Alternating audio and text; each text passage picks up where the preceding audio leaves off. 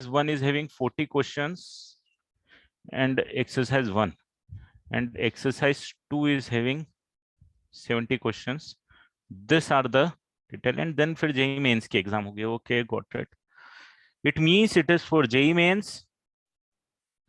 JEE advance की booklet का ये है एक्सरसाइज आई थिंक 1 है, एंड ये है आई थिंक 2 है. This is what I can predict. Okay, चलो अच्छी बात है.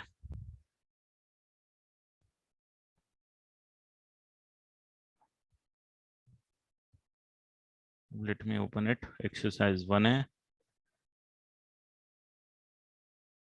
चलो भाई, हाँ 1B इज एक्सरसाइज 2. नहीं नहीं, नॉट 1B बेटा. इसमें थोड़ी सी ये बुकलेट ऐसी है, ये पहली बुकलेट है अपनी पेज की जिसमें क्वेश्चंस थोड़े से चेंज हुए हैं. जनरली 1A 1B 1C होता है. हमारे 1A जो होता है एडवांस का वो हमारा 1 हो जाता है मेंस का. 1B जो होता है वो 2 हो जाता है. ये ट्रेंड होता है जनरली. और अगर 3 है तो 1C 3 हो जाता था. ये जनरल ट्रेंड था. इस चैप्टर में अभी मैंने भी अभी देखा, इनफैक्ट ये थोड़ा सा ट्रेंड अलग है. मेरे पास यही एडवांस की थी तो मैं कंफ्यूज हो गया क्योंकि एक्सरसाइज 1B में इस बार मोर देन वन चॉइस थे. मैंने बोला यार मोर देन वन चॉइस तो आएंगे नहीं, तो कुछ गड़बड़ था. ठीक है, तो अभी क्लियर है मेरे को. 40 क्वेश्चन वाली एक्सरसाइज भैया साहब डिस्कस करने जा रहे हैं हम लोग. ये वाली पहले डिस्कस करेंगे, उसके बाद इस पे मूव करेंगे. आपकी एक्सरसाइज 1 JEE मेंस की एक्सरसाइज 1 है. JEE एडवांस की जो भी बुकलेट है आप निकाल लो और स्टार्ट हो जाते हैं. क्वेश्चन नंबर पहला जो मुझे दिख रहा है वो दिख रहा है point on the curve y equal to 2x³ plus 13x² plus 5x plus 9 the tangent at which possesses passes through the origin. ये क्वेश्चन पहला क्वेश्चन है. ये वाली एक्सरसाइज की बात कर रहा हूं. I hope this is exercise 1 only in JEE mains. ठीक है, बढ़ जाए आगे. चलो तो स्टार्ट करते हैं. शुरू के 5 क्वेश्चन में डाउट बता दो भाई लोग तुम.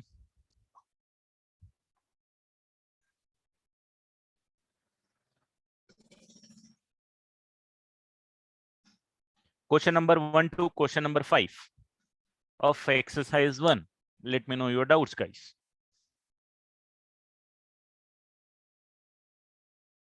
One and two. चलो तो पहला ग्राफ, पहला क्वेश्चन है अपने पास. एक कर्व दे दिया है y is equal to 2x³. ऐसा मत करो यार मेरे साथ. कोई 1 2 बोल देता है, कोई 3 4 बोल देता है, एक बचा हुआ फिर कोई बंदा आता है एंड में वो 5 भी बोल देता है. चलो जिसका नहीं भी हुआ है थोड़ी प्रैक्टिस हो जाएगी. बट आई होप आप बैठे हो तो आप करके बैठे हो थोड़ा सा. इतना सीरियस आई एम एक्सपेक्टिंग कि आप लोग हो चुके हो. वो सारे ही आएंगे आयुष, वो देखना 1 बाय 1. मेरे को पता है ना डिस्कशन ऐसा ही होता है. डिस्कशन में ऑलमोस्ट सारे ही डिस्कस हो जाते हैं. ठीक है, मुझे कोई फाइट नहीं है बेटा. तो the point on the curve this the tangent at which passes through the origin. तो भाई वो टेंजेंट को ना ओरिजिन से पास कराना है अपन को. उस टेंजेंट को ओरिजिन से पास कराना है. तो किस पॉइंट की टेंजेंट होगी? तो सबसे पहले अगर मैंने y डैश निकाला तो मेरे पास आ जाएगा 6x² प्लस 26x प्लस 5.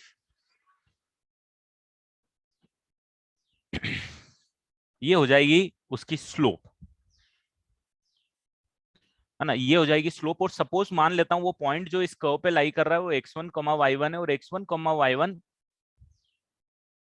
पे जो अपन ने टेंजेंट ड्रॉप करी है वो टेंजेंट ओरिजिन से ज्वाइन कर रही है दोस्तों. तो उसकी जो स्लोप है वो पक्का y1 बाय x1 होनी चाहिए. इसमें कोई डाउट हमको रखना नहीं है. अब जब वो y1 बाय x1 होना चाहिए तो वो y1 बाय x1 जो है वो स्लोप किसके बराबर होना चाहिए? वो 6x1² प्लस 26x1 प्लस 5 के बराबर होना चाहिए. अब y1 की वैल्यू क्या आएगी दोस्तों जरा बताओ. y1 की वैल्यू x के टर्म में यहां से निकाल सकता हूं मैं. तो y1 आ जाएगा 2x1³ plus 13x1³ plus 5x1 plus 9 is equal to, ये डिवाइडेड बाय x1 है, इसको क्रॉस मल्टीप्लाई कर देता हूं. 6x1³ plus 26x1² plus 5x1 कुछ टाइप का सीन मिलेगा, और ये मिल गई मेरे पास 3 डिग्री इक्वेशन।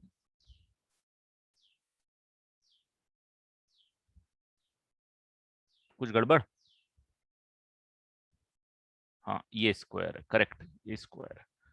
तो मेरे पास बच जाएगा 4x1 का क्यूब दोस्तों, प्लस 13x1 का स्क्वायर दोस्तों, एंड -9 इज इक्वल टू 0। हाँ कहीं पे कुछ गड़बड़ है क्या?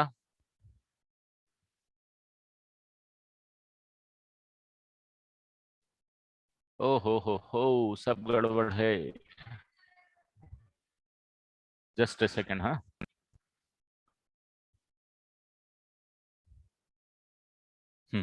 अरे यार क्या हो रहा है, एक सेकेंड, हाँ। चल,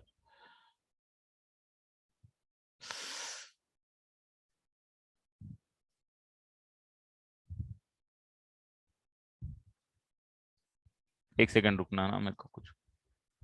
हम्म अभी ठीक है? यहाँ तक ठीक है सब कुछ, कोई डाउट इसमें? ये 26x1 का स्क्वायर है यार। हाँ, तो ये आ जाएगा अपने पास 4x1 का क्यूब प्लस 13। ये सही तो था यार, आप लोगों ने मजे ले लिए मेरे। -9 इक्वल टू 0, कुछ इस टाइप का सीन है भाई। अब इसमें x1 इक्वल टू 1 दिख, x1 इक्वल टू -1 नजर आ रहा है बेटा। x1 इक्वल टू -1 तो नजर आ रहा है, क्योंकि ये -4 हो जाएगा और ये -9 रहेगा, और ये माइनस की जगह +13 आ जाएगा, अपना काम हो जाएगा। तो एक तो 1 आएगा भाई, -1 आएगा एक मिनट। देख ले, -1 करस्पॉन्डिंग टू कुछ ऑप्शन है तो ठीक है, वही अपना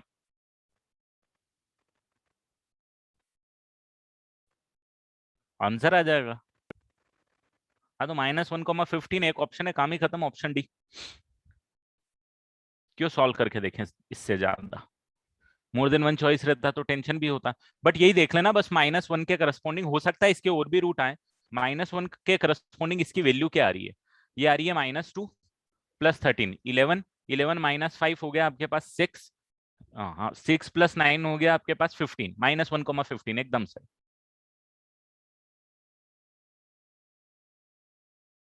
चलो बढ़ जाऊं आगे सेकंड क्वेश्चन पे। Question number 2।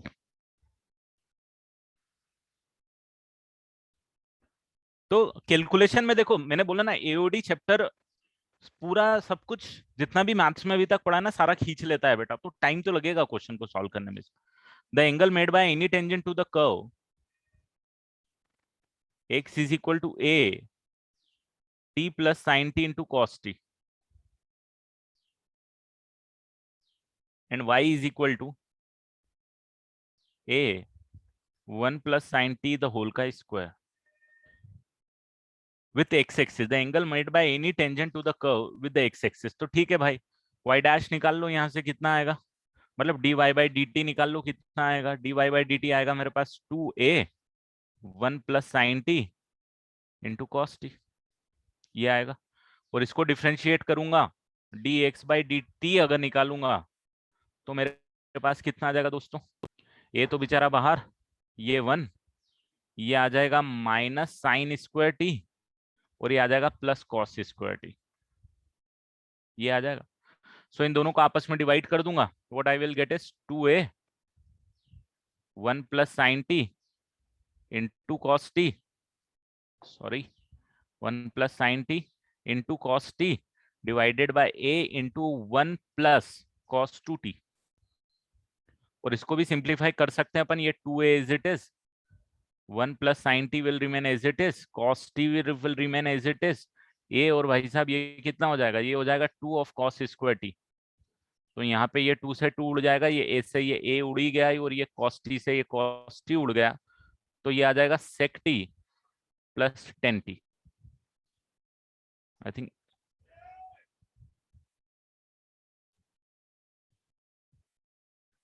टी के टर्म में आ रहा है, मतलब ये तो पूरा टी कैंसिल करवा रहा है। एक सेकेंड, मुझे बैटरी भी ऑन करना है। ये तो पूरा टी कैंसिल ही करवा रहा है। मतलब इसमें टी में ऑप्शन है यार, अपना तो सेक को 10 में ऑप्शन आ रहा है, और इसमें कुछ गलत होने का मेरे को दिख नहीं रहा। तो ये ठीक है यार, जाने दो, यही होना चाहिए, कुछ गलत है इसमें, है ना। एक बार क्रॉस वेरीफाई कर लेना, आंसर कुछ गलत है बेटा। How cos 2t। अबे cos square minus sine square कितना होता है, कॉस 2t होता है ना।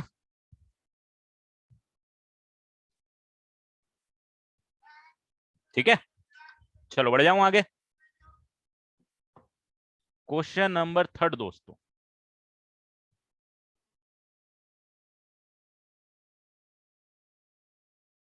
हम्म, ये थोड़ा सा माथा पच्ची वाला क्वेश्चन होगा, कैलकुलेशन ज्यादा इन्वॉल्व रहेगी। एक्स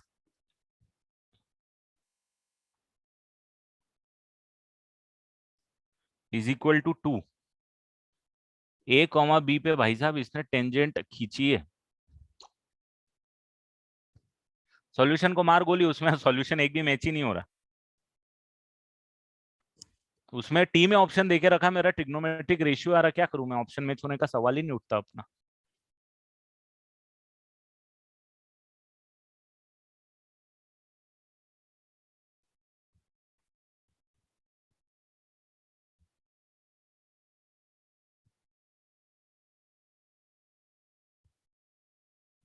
ये आएगा इसका डिफ्रेंसिएशन।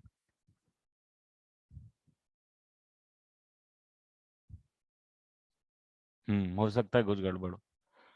ये आएगा अपना, ये एन और एन को तो मैं उड़ा देता हूं दोस्तों।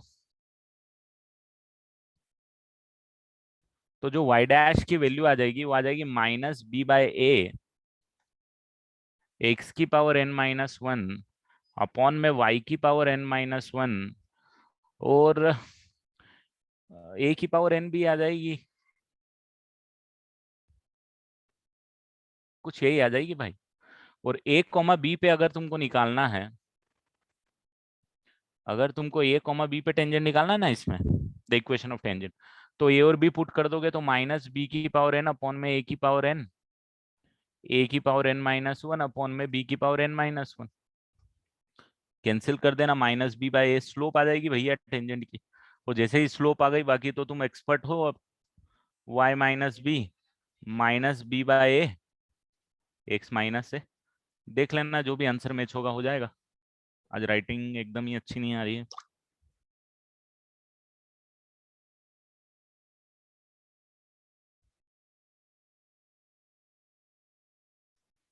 ठीक है बेटा, चलो ज्यादा टाइम वेस्ट नहीं करेंगे।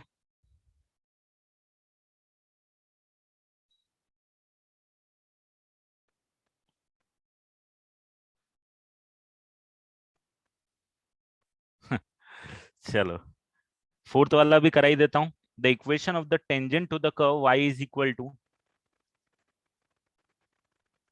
b e raised to the power -x/, और सिस्टम चेंज कर दिया है मैंने, मतलब लैपटॉप चेंज कर दिया, मैं दूसरे से ले रहा हूँ आज class. So -x/, at the point where it cuts the y axis. भाई वाई एक्सिस पे जहाँ पे कट करेगा, नहीं लैपटॉप पुराना है बट मैं दूसरा यूज करता हूँ, दो है। तो वाई एक्सिस पे जो पॉइंट आता है बेटा, एक्स एक्सिस, हाँ वन नोट, तो मैं दोनों पे वन नोट ही यूज करता हूँ बेटा। वाई एक्सिस पे एक्स कोऑर्डिनेट 0 होता है भाई, जब एक्स कोऑर्डिनेट 0 होता है, जब x इक्वल टू 0 पुट करोगे तो y की वैल्यू आपके पास कितनी आती है, b आती है, तो ये b हो गया। तो पॉइंट है जिसपे टेंजेंट खींचना है वो ये वाला है। स्लोप तुमको निकालना है तो इसको डिफरेंशिएट कर दो दोस्तों। b आएगा e की पावर x का e की पावर x ही होता है, और -x/a का -1/a आ जाएगा। ये दुनिया चलेगी कुछ। अब आपको निकालना है x0 और y इक्वल टू b पे स्लोप, तो y डैश की वैल्यू कितनी आ जाएगी भाई, b इंटू ई की पावर 0 इंटू -1/a। तो आपकी स्लोप जो आ जाएगी बेटा वो -b/a आ जाएगी। स्लोप ये आ गई, पॉइंट आपके पास है, टेंजेंट तो अब आप लिख ही लोगे राइट। तो your answer would be y -b into x-0। Answer match कर लेना, आ जाएगा, नहीं आएगा तो मतलब आंसर गलत है। वैसे होता नहीं है, पेस की बुकलेट में हार्डली कभी आंसर गलत होते हैं, बट ठीक है। चलो फिफ्थ वाला किसी ने नहीं पूछा मेरे से,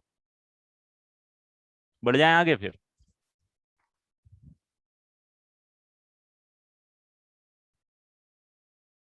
चलो तो क्वेश्चन नंबर 6 से लेके भाई साहब क्वेश्चन नंबर 10 तक मुझे बता दो।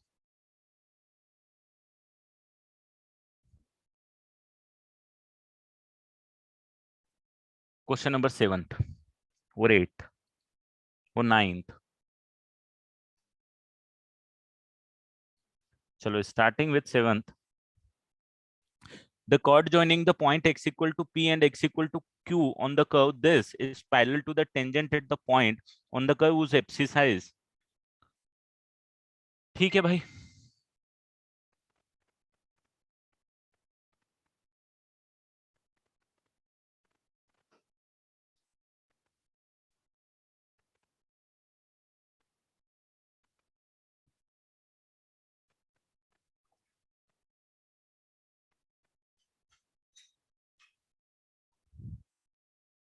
तो 7th वाला क्वेश्चन बोल रहा है कि the chord joining x is equal to p and x is equal to q, इन दोनों को जो कॉर्ड जॉइनिंग ज्वाइन कर रही है वो किस टेंजेंट के पैरेलल है।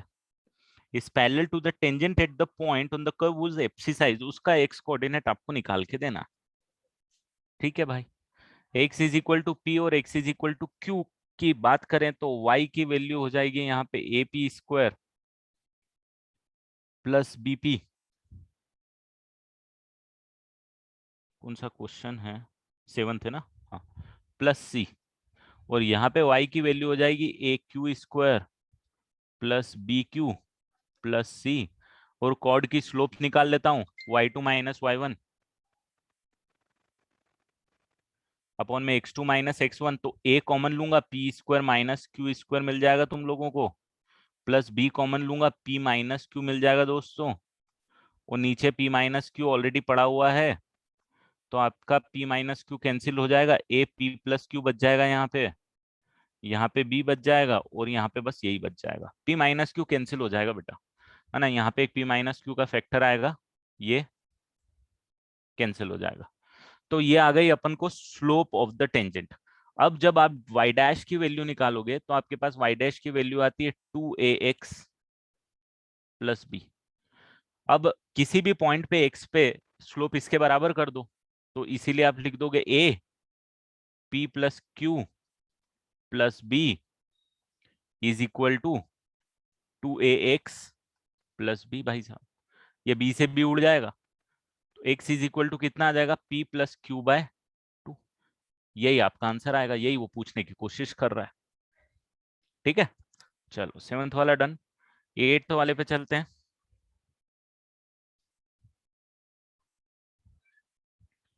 If the tangent at any point on the curve root x plus root y is equal to root a, means the coordinate axis at a and b, then OA plus OB। तो मतलब आपको सम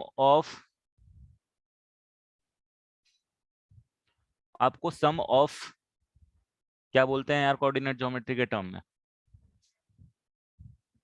intercept निकालना है। OA plus OB sum of intercept.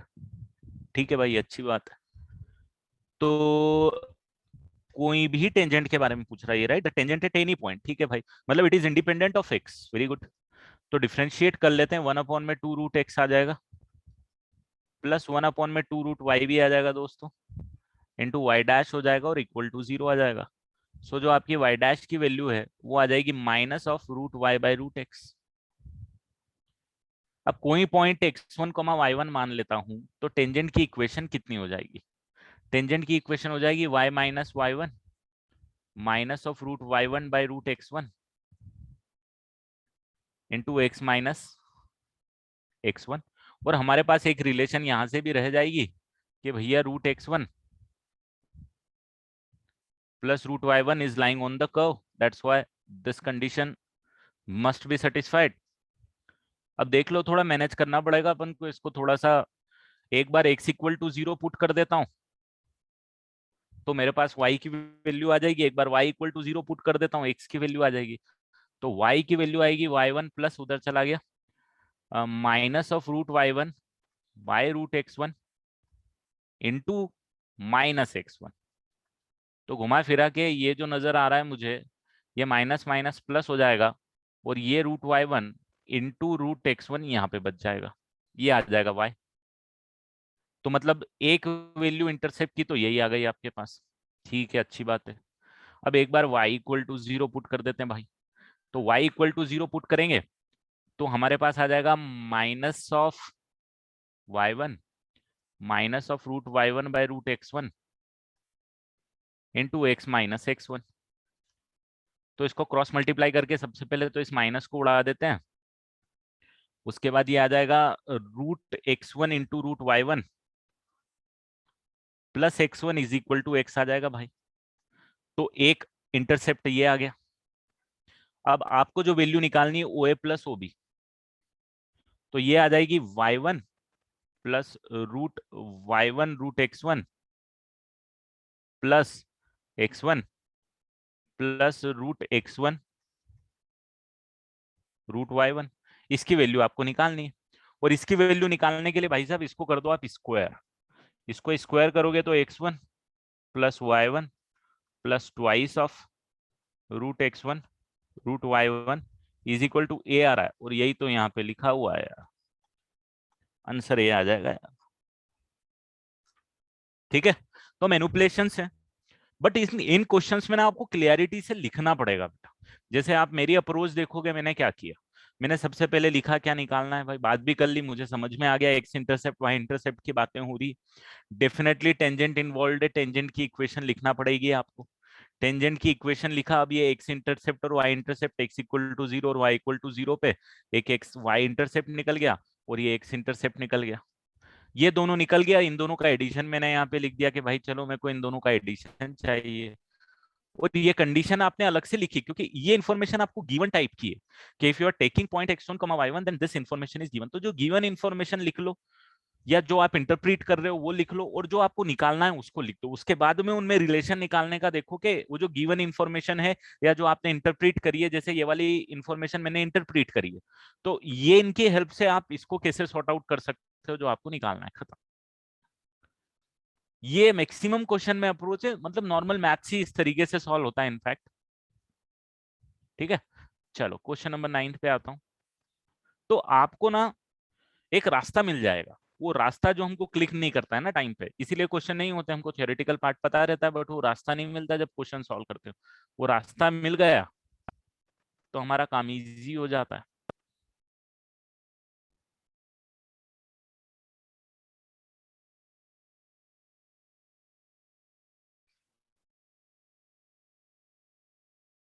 ये वो फॉर्मूले से देख शुभ,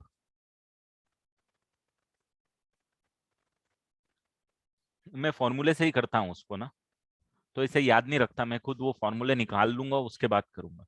तो लेंथ ऑफ सब टेंजेंट निकाल ले, लेंथ ऑफ सब नॉर्मल निकाल दे, इक्वल देख ले, अपने आप कंडीशन आ जाएगी। The sum of the square of the intercept of the coordinate axis of any tangent, वही चीजें हैं, ये भी पूछ रहा है। बट यार यहाँ पे मेरे को थोड़ा सा अलग करने का मन क्यों कर रहा है। X is equal to a sine of 1/3 theta अगर मैं पुट कर दूं तो मेरा क्वेश्चन ज्यादा आसान हो जाएगा।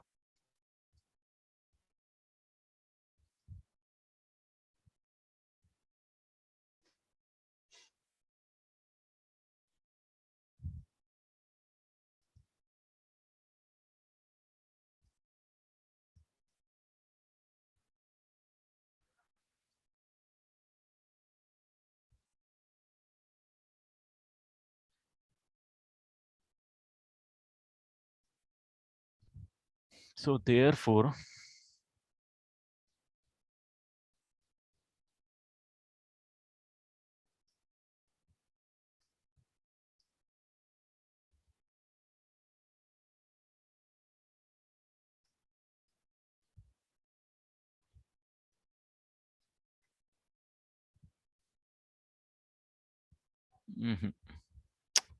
वही प्रीवियस क्वेश्चन वाली अप्रोच।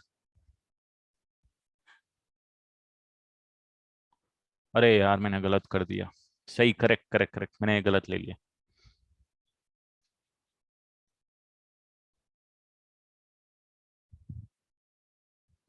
शायद आएगा तो सब्स्टिट्यूशन से ही आएगा। ये क्यूब आएगा, मैंने वही गलती कर दी। तो अब शायद थोड़ा सा इजी हो जाएगा। X dash equal to 3a sine square into cos and y dash is equal to 3a cos square into sine with a negative sign. So therefore dy by dx in terms of theta would be equal to what? Minus cot theta. Cos by sin बच जाएगा। तो tangent की equation आ जाएगी अपने पास y minus a cos cube minus cot theta.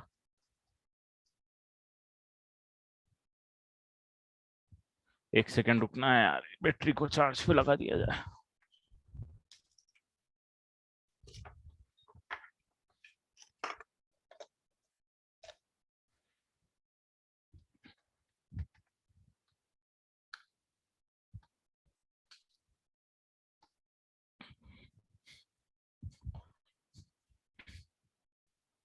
तो x into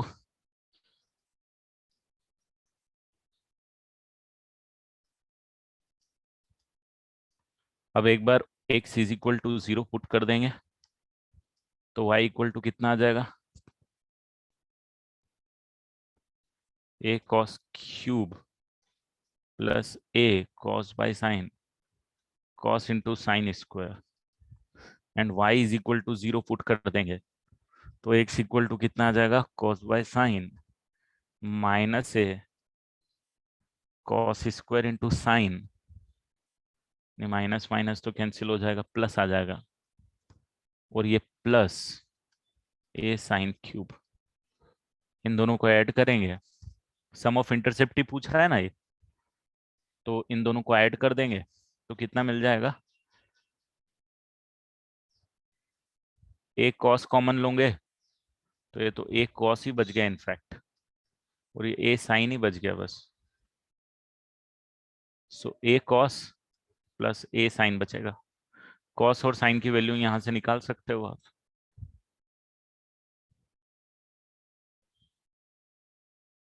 ए common लोगे and cos की value आ जाएगी आपके पास y बाय ए की पावर 1/3 एंड साइन की पावर आ जाएगी x। ये कुछ उल्टा हो गया यार। अच्छा, सम ऑफ स्क्वायर ऑफ इंटरसेप्ट पूछ रहे हैं तो फिर तो अच्छी बात है। इनका स्क्वायर पूछा जा रहा है, इनका स्क्वायर पूछा जा रहा है तो फिर तो हमारे लिए बहुत आसान हो गया। तो 2/3 2/3 ये आ जाएगा ए की पावर 2/3, तो ए स्क्वायर इंटू ए की पावर 2/3 यहाँ आ जाएगा और ए की पावर 2/3 यहाँ पे आ जाएगा, तो ए स्क्वायर आ जाएगा। हाँ, तो पैरामेट्रिक कोऑर्डिनेट लेके प्रोसीड किया। आप मेरे हिसाब से इस क्वेश्चन में इतनी कॉम्प्लेक्सिटी नहीं आती अगर आप ये नॉर्मल भी डिफरेंशिएट करके ले लेते, सेम ही लेवल पे जाता सॉल्यूशन भी। बट ट्रिग्नोमेट्री कहीं पे हेल्प कर देती है, जैसे यहाँ पे हेल्प कर दिया थोड़ा सा अपना। बट ठीक है, हो सकता है इसके पहले कॉम्प्लिकेटेड कर दिया हो, मतलब ठीक है।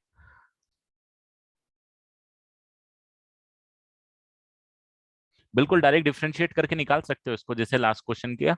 हो सकता है थोड़ा सा कॉम्प्लिकेटेड हो, ज्यादा नहीं लग रहा मुझे कि ज्यादा कॉम्प्लिकेटेड होगा अगर आप नॉर्मल भी सॉल्व करोगे तो। मतलब ये उस टाइप का क्वेश्चन नहीं है कि इधर से ही होगा, उधर से भी हो सकता है। ठीक है, चलो अब बता दो भाई लोग, क्वेश्चन नंबर 11 से लेके क्वेश्चन नंबर 15 तक का डाउट। 15 आया है मेरे पास,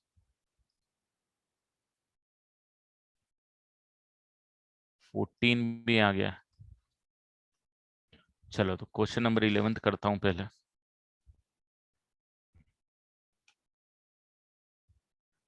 इंक्रीजिंग डिक्रीजिंग चालू हो गए हैं। 2x³ minus 9x square plus 12x minus 3। तो ये पूछ रहा है 11th वाला, increasing when x belongs to what. तो y डैश कर दो बेटा।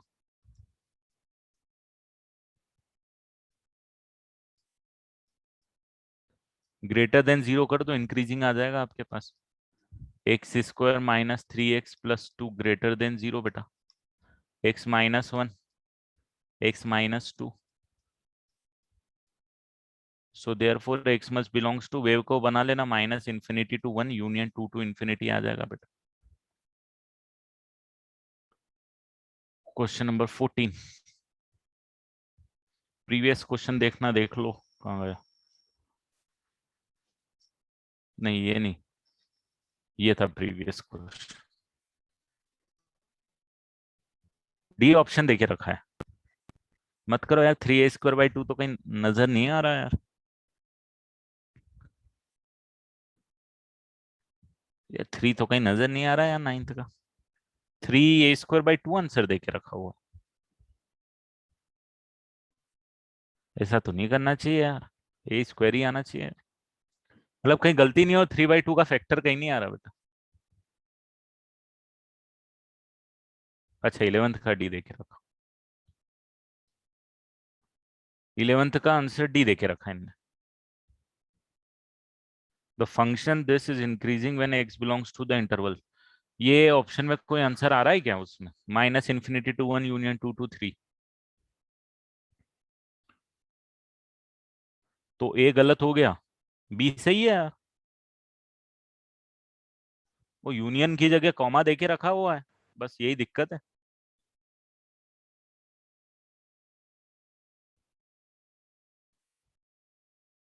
बाकी तो ठीक है। ठीक है, क्वेश्चन नंबर 14।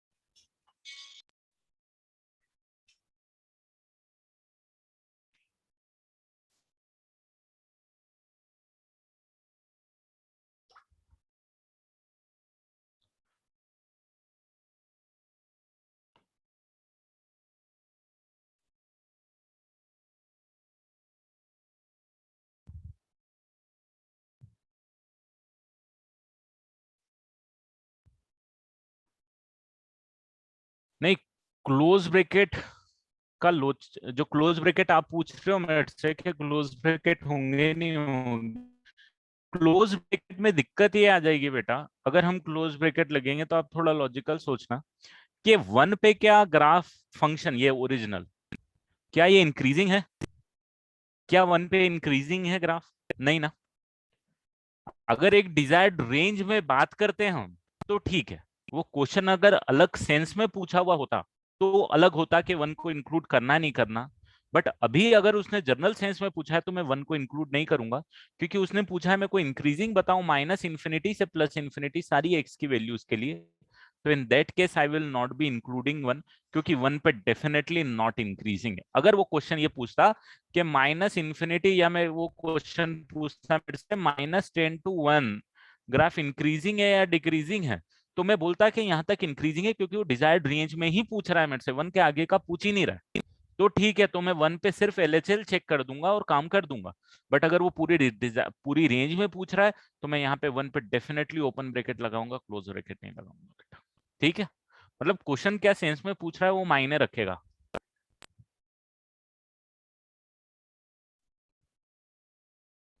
और वो ग्रेटर देन इक्वल टू 0 वाला भी जो कॉन्सेप्ट है कि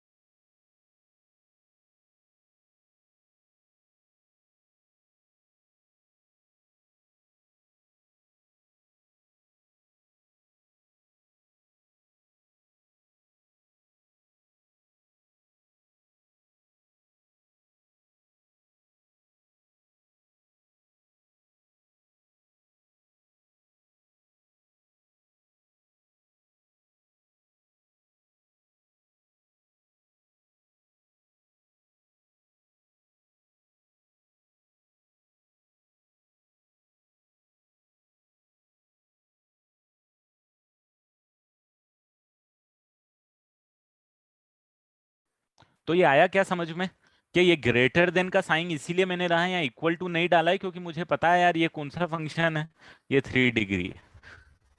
3 डिग्री में जब ग्रेटर देन इक्वल टू मैंने डाला था तो मैंने बोला था आपको इंडिविजुअल वैल्यूज आनी चाहिए, है ना, रेंज में इक्वल टू नहीं आना चाहिए। तो वो इस टाइप के फंक्शन में जहां पे हमको कंफ्यूजन होगा उस पे इक्वल टू पे चेक करेंगे हम। यहाँ पे तो कंफ्यूजन का सवाल ही नहीं उठता, 3 डिग्री है भाई, तो कौन से फंक्शन को ले रहे हो वो भी मायने रखता है। तो ये वाली कंडीशंस पे जैसे हम लोगों ने डिटेल में बात करी है कि मैंने इक्वल टू कब लगाया है, उसको ध्यान रखना बेटा, वो चीजें जो बताई थी उस टाइम वो ध्यान रखना, नहीं तो आंसर गलत कर दोगे।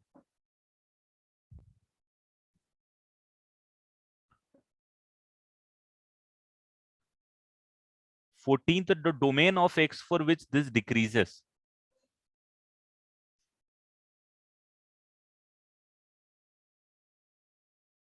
ये डिक्रीज हो रहा है और ये फंक्शन है y।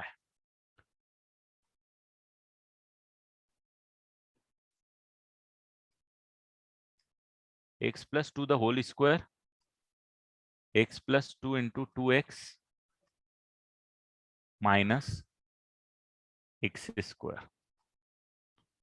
तो ये आ जाएगा अपने पास 2x² minus x square is x square plus 4x।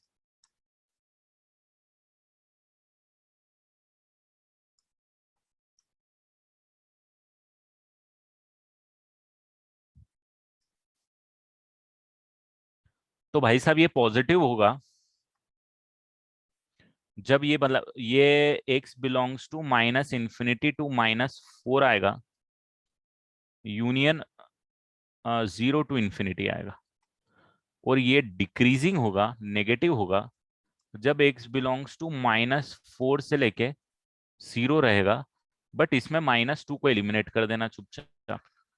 क्यों करना भाई, क्योंकि डोमेन में ही नहीं है। तो आपको अगर चाहिए कि ग्राफ इंक्रीजिंग कब होगा, कौन सा क्वेश्चन नंबर 14th वाला, डिक्रीजेस, तो डिक्रीजेस इसमें आएगा, सिर्फ -2 छोड़ देना बेटा। तो -4 to -2 and then -2 to 0, option d seems to be right, cross verify कर लेना। और इनफैक्ट इसका ग्राफ भी आप बना सकते हो, आंसर मुझे बताना क्या डी है क्या। इसका ग्राफ भी आप बना सकते हो, जैसे आप -2 पे बात करोगे ना बेटा, -2 पे एक इस पे असिम्प्टोट्स आएगी कुछ इस टाइप की, क्योंकि -2 पे डिफाइन नहीं है, राइट। और मैक्सिमम मिनिमा आएगा आपके पास -4 पे एंड 0 पे। तो ग्राफ इंक्रीजिंग होगा, अभी एक्सटेंडिंग्स टू माइनस इंफिनिटी पे,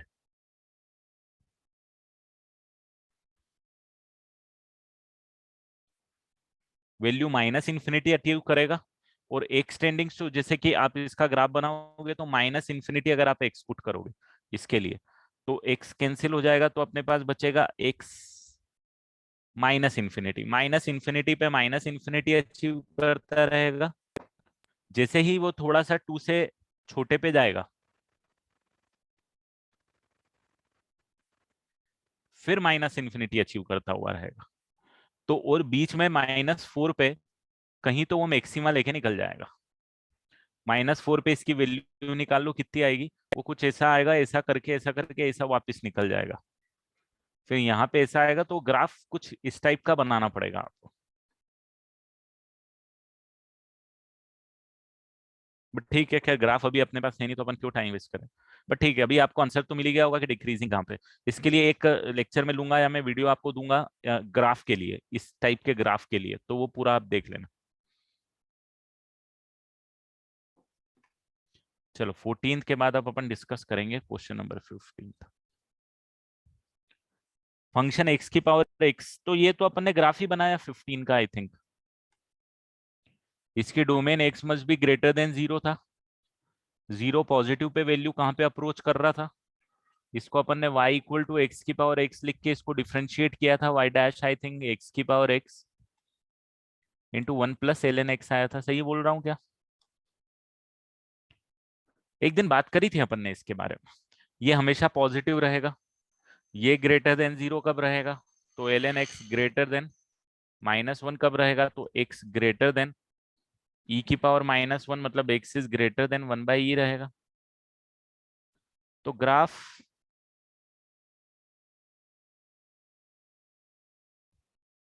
अच्छा, जीरो पॉजिटिव पे लिमिट क्या होगी वो निकालना पड़ेगा अपन को।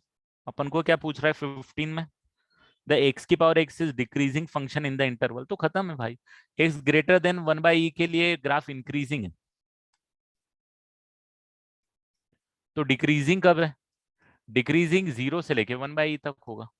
अपन क्यों डायरेक्ट करें ग्राफ के लिए घुस, तो 0 से लेके 1/e तक आ जाना चाहिए। ऑप्शन ए, क्रॉस वेरीफाई कर लेना, देख लेना, आगे बढ़ जाना। आंसर गलत हो तो बता देना, एक बार और सोच लेंगे भाई। ठीक है। हाँ, वो लॉग लेके डिफरेंशिएट किया बेटा। एक्स की पावर एक्स का तो मैंने आपको बोला भी था, याद रखना, बहुत जगह यूज आता है बेटा। एक्स की power x 1 + ln x। Question number 16 to question number 20 तक बता दो भाई लोग doubt.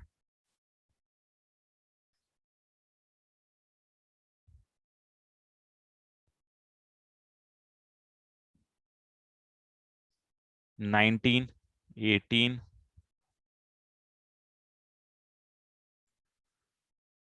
Question number 18। Out of the function cos x minus sin x, cos x plus sin x by x and x by sin x, the function which is decreasing in 0 to pi/2।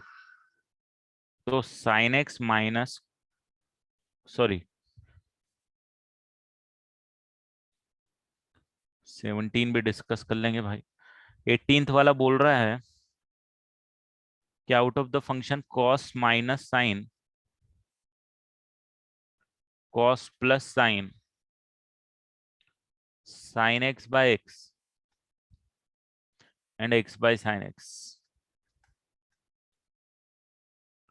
The function which is increasing in 0 to pi/2। इसको differentiate कर लो, cos का आ जाएगा minus sign minus cos, ये हमेशा decreasing हो गया भाई, क्योंकि ये हमेशा नेगेटिव आ गया, तो यही आ जाएगा, काम ही खत्म है इसमें। कौन सा क्वेश्चन था? Question number 18। Option A seems to be correct, खत्म ही हो गया काम आई थिंक। एक बार चेक करना यार, कॉस का डिफरेंशिएशन माइनस और माइनस साइन का डिफरेंशिएशन माइनस कॉस, और रेंज भी एक किसने कौन से क्वेश्चन में 18th वाले में 0 to pi/2 देखे रखी है, बिल्कुल 0 to pi/2, ये नेगेटिव है, तो नेगेटिव है तो भैया डिक्रीजिंग है ग्राफ, खत्म काम। अच्छा, we have to find increasing graph. Okay, increasing निकालना है अपन को, ठीक है, माय मिस्टेक। तो ये तो अपन को आई थिंक ऑप्शन डी ही आना चाहिए, कॉस का differentiation minus sine and sine का प्लस कॉस, तो ये पॉजिटिव नेगेटिव दोनों रहेगा। ये तो स्ट्रिक्टली डिक्रीजिंग हो गया, ये भाई दोनों का मिक्सअप होगा, नॉन मोनोटोनिक होगा,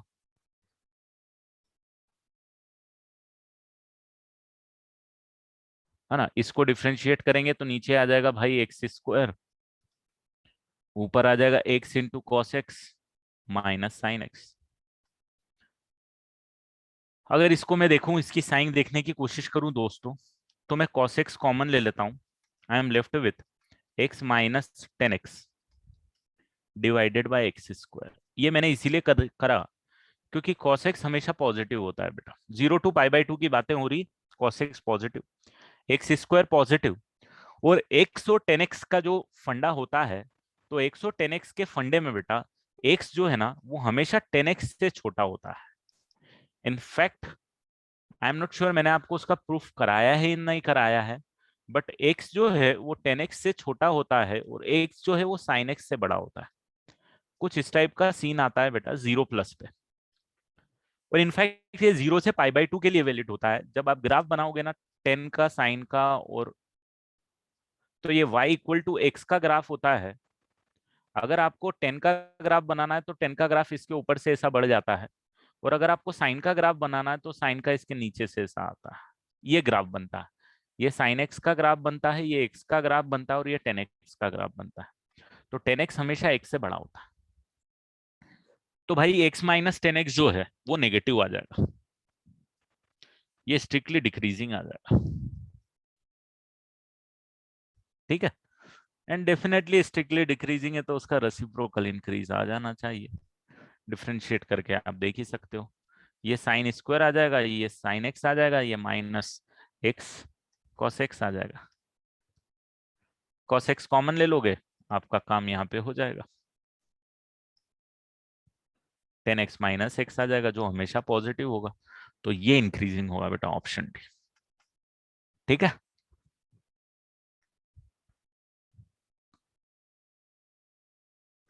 वर्टिकल टेंजेंट पे टेन थीटा नॉट डिफाइन बेटा।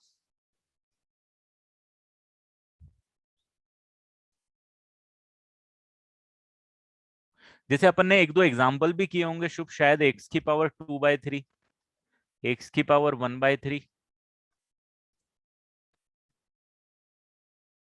एक्स की पावर 2/3, एक्स की पावर 1/3 पे वर्टिकल टेंजेंट आ रही थी, राइट। LHD और RHD दोनों बेटा ना प्लस इंफिनिटी को अप्रोच करवा दे, या माइनस इंफिनिटी को अप्रोच करवा दे। ठीक है। तो LHD और RHD या तो दोनों प्लस इंफिनिटी हो जाए, या तो दोनों माइनस इंफिनिटी। एक क्वेश्चन करा था शायद अपन ने, मुझे जहां तक याद आ रहा है, एक्स की पावर 1/3 का ग्राफ मैंने बनवाया था। वो शायद डिफरेंशिएबिलिटी कंटिन्यूटी लिमिट में बनवाया था, लिमिट कंटिन्यूटी डिफरेंशिएबिलिटी तीनों चेक करवा के शायद। उसको देखना, डिफरेंशिएशन के पहले करवाया होगा वो मैंने। चलो next. 17,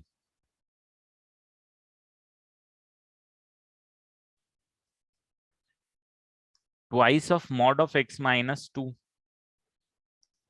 plus mod of x minus 3 is an increasing function when x belongs to this. इसमें तो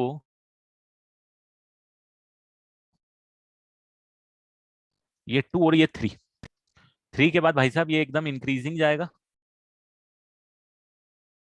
इसमें कोई डाउट नहीं है। 3 पे इसकी वैल्यू आ जाएगी 2, है ना। 3 पे 2 वैल्यू आ जाएगी। 2 से बड़े में ये भी पॉजिटिव करके ओपन हो जाएगा, ये भी पॉजिटिव ओपन हो जाएगा, ये इक्वेशन आ जाएगी 3x माइनस 7। बिटवीन 2 to 3 ये आ जाएगा तेरे पास ट्वाइस ऑफ x माइनस 2, और ये आ जाएगा minus of x minus 3। Between 2 to 3 बेटा, ये वाला पार्ट 2 to 3 नेगेटिव होगा, ये पॉजिटिव ओपन किया इसीलिए यहाँ ये नेगेटिव साइन डाल दिया। तो twice of x minus 4 minus x plus 3, x minus 1, x minus 1 आएगा, जो 2 पे तो, एक सेकेंड इसमें कुछ गड़बड़ आई है। हाँ 3 पे 2 आएगा, बिल्कुल सही, और 2 पे 1 आएगा।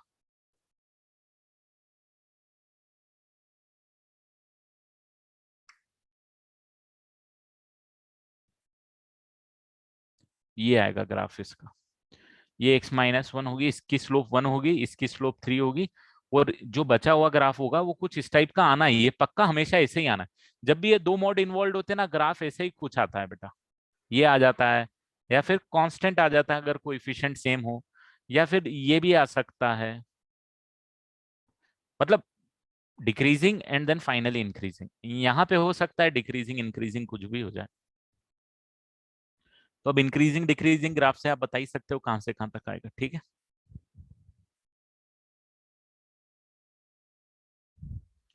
Question number 19।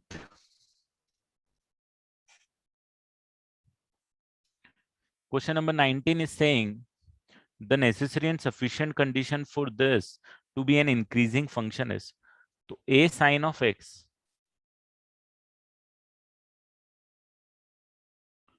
plus b cos of x,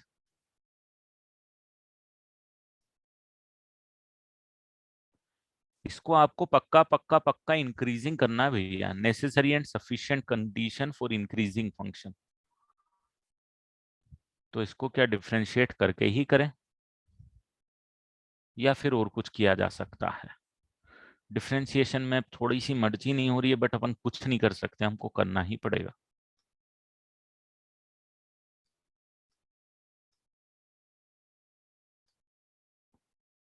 plus a cos x minus b sine x minus a sine x plus b cos x a cos x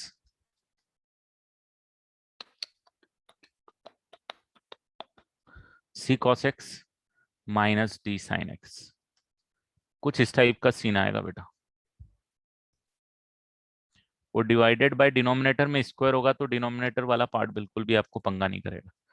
यहाँ पे देख लेते हैं अपने पास क्या आएगा बस।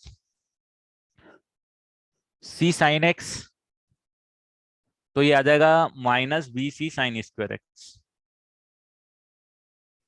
साइन स्क्वायर एक्स यहाँ पे आ जाएगा और एक साइन स्क्वायर यहाँ पे भी मिलेगा भैया।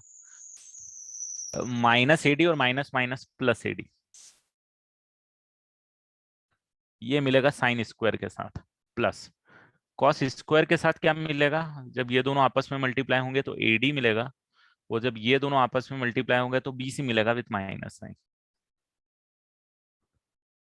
ठीक है। और जो आपके पास साइन और कॉस वाली टर्म मिलेगी, ये सी ए सी माइनस बी डी, ए सी माइनस बी डी यहां से आएगी। और यहां से ये साइन ये कॉस मल्टीप्लाई होगा तो माइनस ए सी, क्योंकि ये माइनस है यहाँ पे, और ये दोनों मल्टीप्लाई होगा तो minus B D minus minus plus B D. ये रिजल्ट आएगा तो बहुत ही अच्छा काम है, ये तो जीरो हो जाएगा बेटा। और यहाँ पे साइन स्क्वायर और कॉस स्क्वायर की वैल्यू वन हो जाएगी क्योंकि ये दोनों सेम है। तो आपके पास ओवरऑल यही बचेगा, एडी माइनस बी सी नीचे डिवाइडेड बाय समथिंग का स्क्वायर, और this to be strictly increasing must be greater than zero. तो a d must be greater than b c. हाँ, तो वही जो ऑप्शन ए है वही दिख रहा है।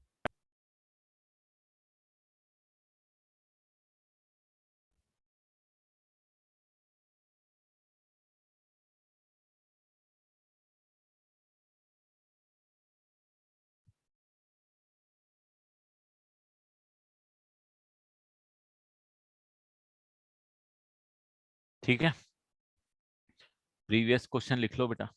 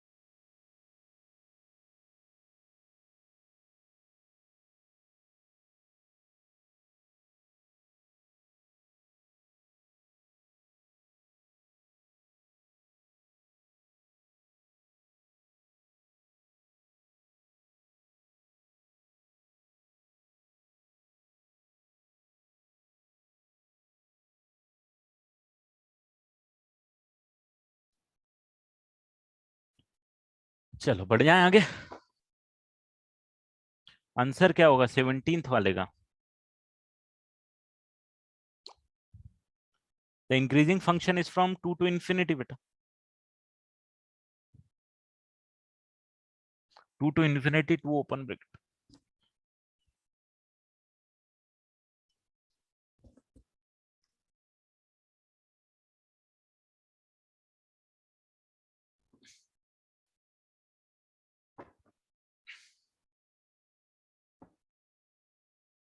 चलो अब कौन सा क्वेश्चन करना है भाई, बढ़ जाए आगे। 21 to 25 बता दो यार।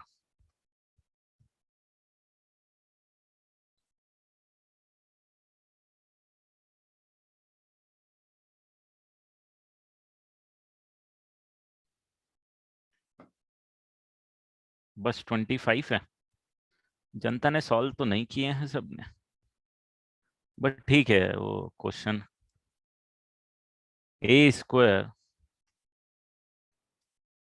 सेक स्क्वायर थीटा, कौन सा क्वेश्चन है 25 ना? 25, मैंने 24 लिख दिया।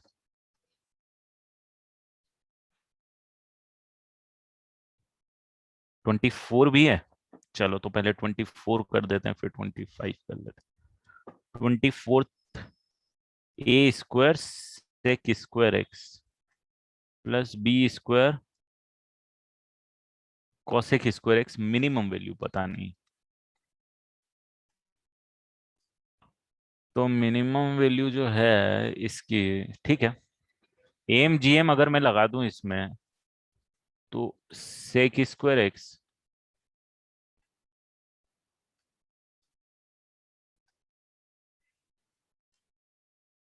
Greater than equal to a square b square upon में sine square x into cos square x, कुछ ये आएगी।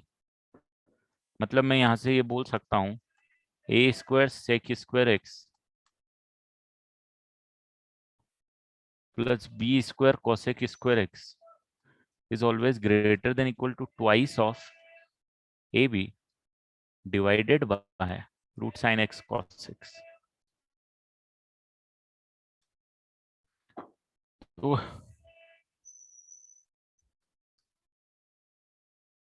अच्छा, 1 अपॉन में साइन स्क्वायर, ए और बी में से कौन बड़ा है ये नहीं देके रखा है, राइट। तो 1/cos square 1/sin square by cos square equal to B square by A square. ये फंडा M is greater than equal to G M बेटा, वो लगाने की कोशिश की है मैंने।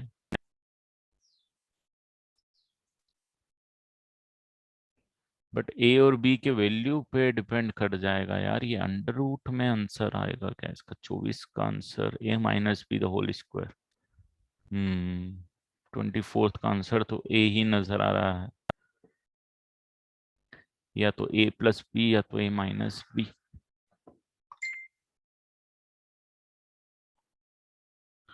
तो छोड़ो भाई, ऐसे नहीं, कोई मतलब नहीं है। मेरे को लगा है एक बार के भाई इधर से कर देते हैं, बंदे नहीं, इधर से नहीं होगा, सबकी कंस्ट्रेन आएगी और फायदा नहीं होगा कुछ। हाँ वही करेंगे, अब डिफरेंशिएट कर लेते हैं बेटा, y इक्वल टू, और क्या दूसरा रास्ता कुछ भी नहीं, तो डिफरेंशिएशन तो हमेशा है ही। Sec square x and sec x का सेक एक्स 10x, और इसका आ जाएगा माइनस, अच्छा 2 भी आएगा यहाँ पे भाई, -2b² cosec x and cosec x का कोसेक एक्स कॉट एक्स। इसको इक्वल टू 0 कर देंगे तो ये आ जाएगा 2 2 कैंसिल होके ए स्क्वायर, और अब साइन और कॉस में चेंज कर देते हैं, तो साइन एक्स अपॉन में कॉस की power 4x equal to B square upon में, अरे यार ये 2 आएगा है ना, यहाँ मैंने गलती कर दी, ये क्यूब आना चाहिए। यहाँ पे आ जाएगा 1/sin cos x divided by sine cube x. So therefore 10³ x, नहीं 10⁴x equal to B square by A square आ जाएगा। मिनिमम मैक्सिमम पॉजिटिव नेगेटिव के लिए आपको देखना पड़ेगा कि 10x की वैल्यू प्लस लोगे या माइनस लोगे, और कोसेक को अगर आपको मिनिमम मैक्सिमम निकाल, तो इसको पूरे को कन्वर्ट कर देते हैं हम 10 के अंदर, a इंटू 1 + 10² x, और इसको लिख सकते हैं बी स्क्वायर अपॉन में sine square x, cosec square x को लिख सकते हैं 1 + cot² x। तो 1 + cot² x मतलब 1 + 10² x। पॉजिटिव वैल्यू लेनी पड़ेगी आपको, क्योंकि ये पॉजिटिव वैल्यू आएगी जो भी आएगी। तो ए स्क्वायर 1 प्लस ये वैल्यू आ जाएगी बी बाय ए, क्योंकि 10 यहाँ पे 10⁴ ये है, तो 10 स्क्वायर की वैल्यू कितनी आएगी B bye a, plus minus दोनों आएगी, अपन को प्लस ही लेनी है डेफिनेटली। तो plus B square into 1 plus ये ए बाय बी आ जाएगा।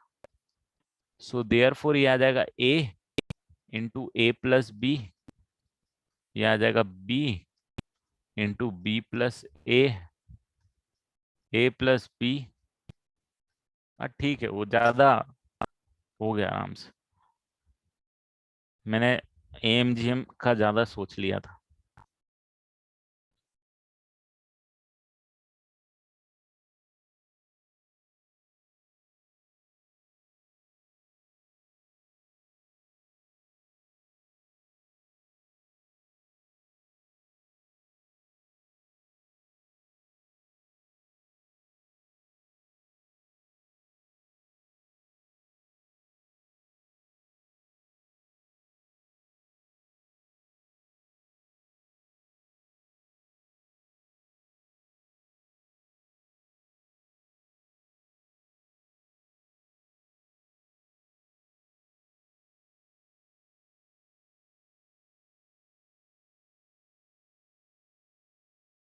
चलो बढ़ जाएं आगे 25वें क्वेश्चन पे। Question number 25।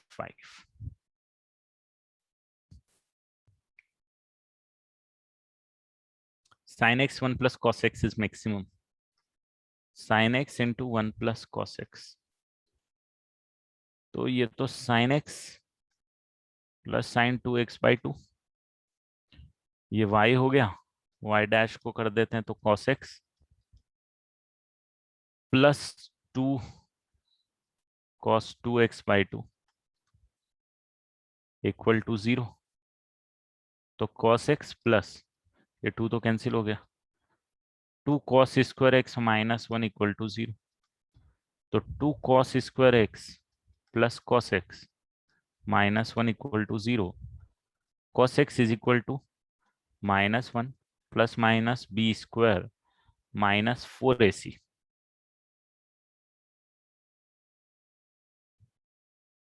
Minus b plus minus √b² minus 4ac divided by 2a।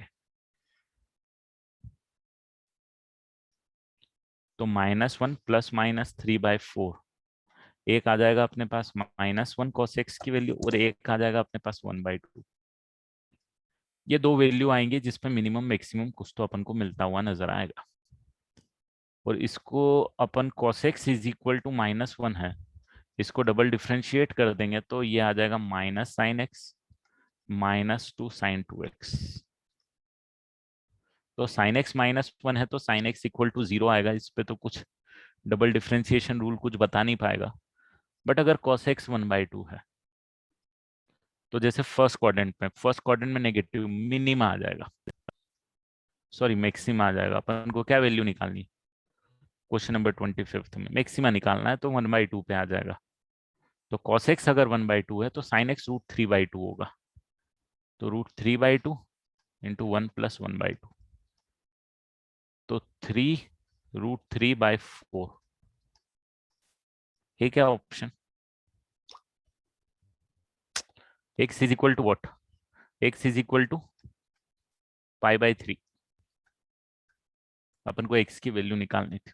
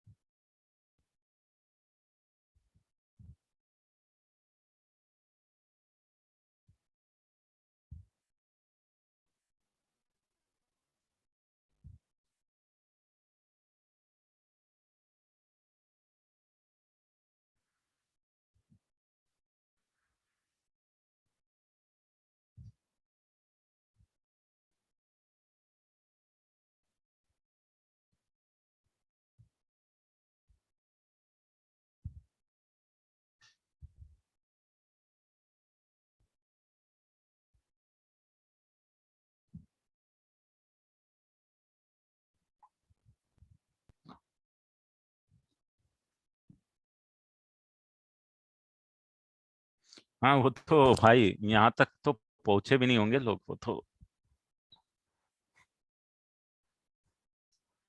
ये। चलो क्वेश्चन नंबर 26 to 30। 26 भी आ गया, 27 भी आ गया, 29 भी आ गया, 26।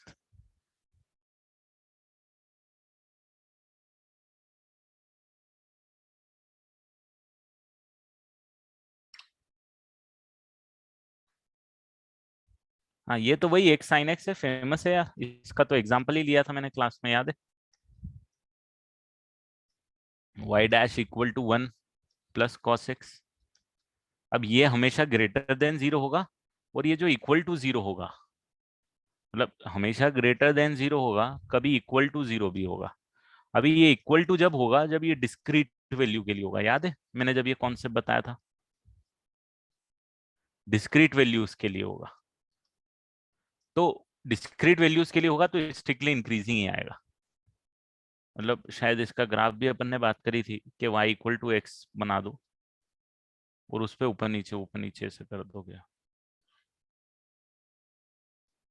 साइन का बना दो, तो ये इन पॉइंट पे ना एक हॉरिजॉन्टल टेंजेंट्स आएंगी बेटा इन पॉइंट्स पे, बट ये ग्राफ स्ट्रिक्टली इंक्रीजिंग ही जाएगा उस केस में।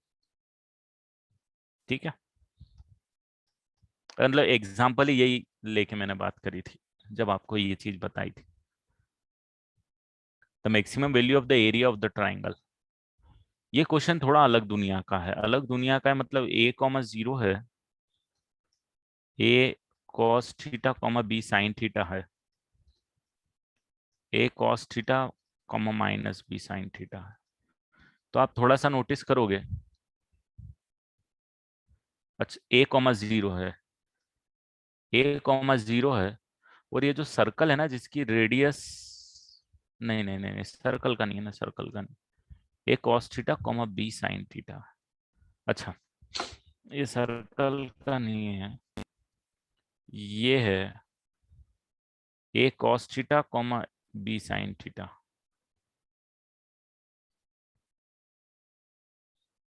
इस टाइप का ट्राइंगल बनता हुआ नजर आएगा ये, जहां तक मैं खुला दरा।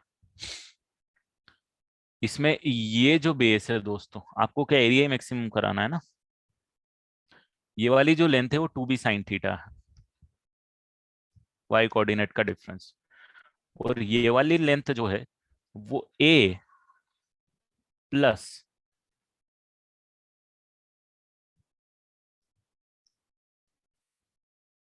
a minus a cos theta आएगा, a minus a cos theta आएगा, है ना, ताकि ये cos थीटा नेगेटिव हो तो ये पॉजिटिव हो जाए, और पॉजिटिव हो तो सब्सट्रैक्शन हो जाए easy।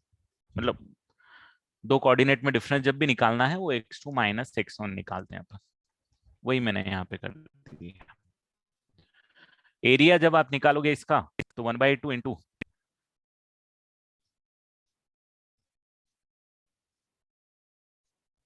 तो ये आ जाएगा आपके पास, 2 कैंसिल हो जाएगा, A B sine theta minus sine theta into cos theta, यही जो अभी क्वेश्चन किया था सेम उसी टाइप का हो जाएगा वापस। 26 का क्वेश्चन क्या है, 26 सबसे पहले तो ये बताओ।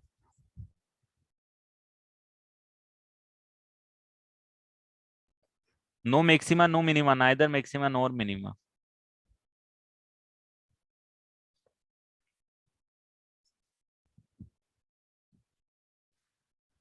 मैक्सिमम मिनिमा नहीं निकाल पाएंगे ना अपन इस केस, एक्स क्यूब वाला केस हो गया, एक्स क्यूब में हम कहाँ बोलते हैं मैक्सिमम मिनिमा कुछ।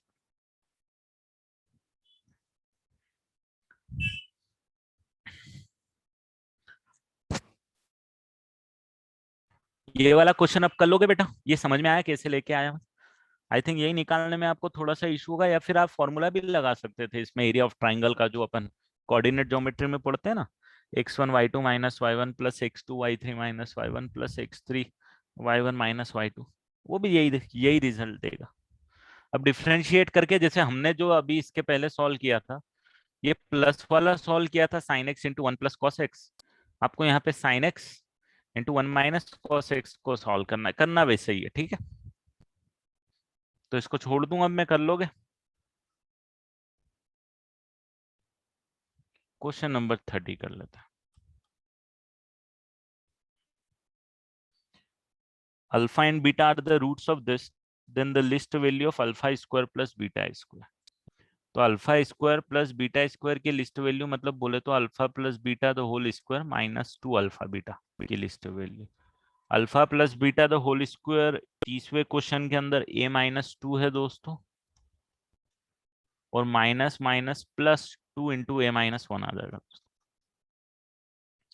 है ना। अल्फा इंटू बीटा और अल्फा प्लस बीटा की वैल्यू करके सब्सटीट्यूट कर दी, ए स्क्वायर माइनस 4 है,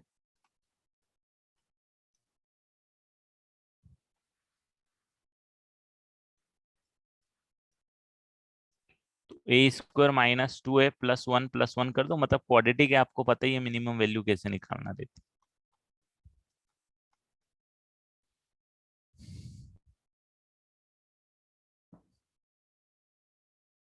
बोले इसमें तो हमारा ऑप्शन ही नहीं है यार, ऐसा कैसे हो गया, कुछ गड़बड़ कर दिया क्या।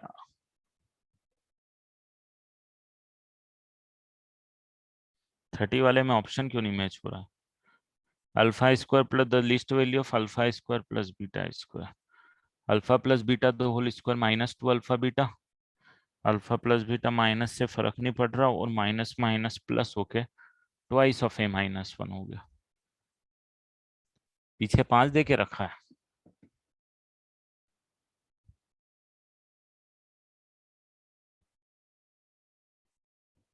हो, ये ए प्लस वन है, ये प्लस टू है, तो ये 6 है भाई,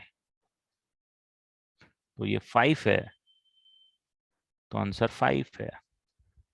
ठीक है भाई, पीछे भी सही दे के रखा है, हमने कुछ उत्पात मचा दिया था। बाकी आपको पता है ना क्वाड्रेटिक का कैसे निकालना है, -d/4 है जो आंसर आता है वही है। मैंने इसको परफेक्ट स्क्वायर बना के निकाल दिया क्योंकि ये इजी वाली टर्म थी इसीलिए।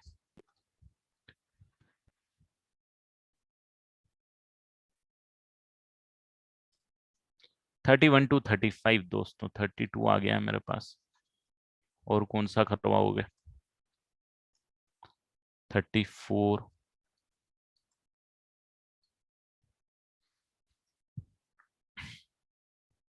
Roles theorem can not be applicable for, तो Rolle's theorem is applicable only when the continuity and differentiability fulfil and f of a is equal to f of b. This is the condition for Rolle's theorem दोस्तों। cos x -1 को कोई दिक्कत नहीं है continuity और differentiability में, तो 0 से 2 पाई के बीच में 0 पे वैल्यू आ जाएगी भाई साहब की। बिल्कुल सही, तो ए तो हो ही गई ना, ए में तो अप्लाई हो गया, बस खत्म। अरे अच्छा, can not apply, can not apply, तो कैन नॉट अप्लाई में डेफिनेटली 1 में तो अप्लाई है भाई, है ना। कंटिन्यूटी डिफरेंशियबिलिटी 0 से 2 के बीच में एक्स इंटू बी ऑप्शन भी कोई दिक्कत नहीं है बेटा, बी ऑप्शन में भी 0 पे और 2 पे न्यूमेरिकल वैल्यू सेम है, 0 है, और 3 डिग्री है, पॉलिनोमियल है, कंटिन्यूटी डिफरेंशियबिलिटी की कभी लाइफ में उसको प्रॉब्लम आती नहीं है, तो भाई बी में भी अप्लाई हो रही है। सी में आता है, अब ये क्या ग्रेटेस्ट इंटीजर है?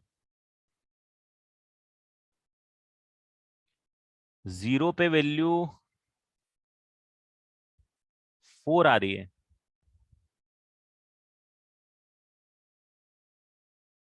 0 पे वैल्यू 4 आ रही है, 3 पे कुछ और आ रही है, तो भाई सी पे अप्लाई नहीं होगी यार, और क्या है, बाकी सब में अप्लाई हो जाएगी। 32। ठीक है, तो c is the answer. Continuity differentiability check करनी। Question number 34।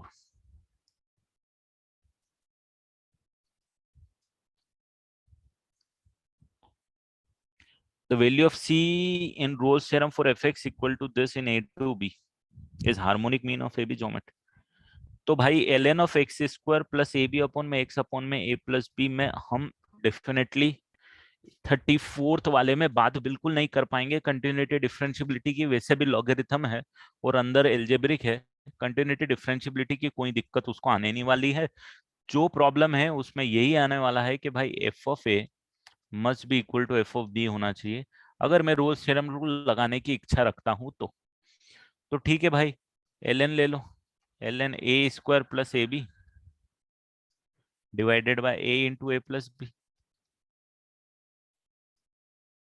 Is equal to L N of B square plus A B.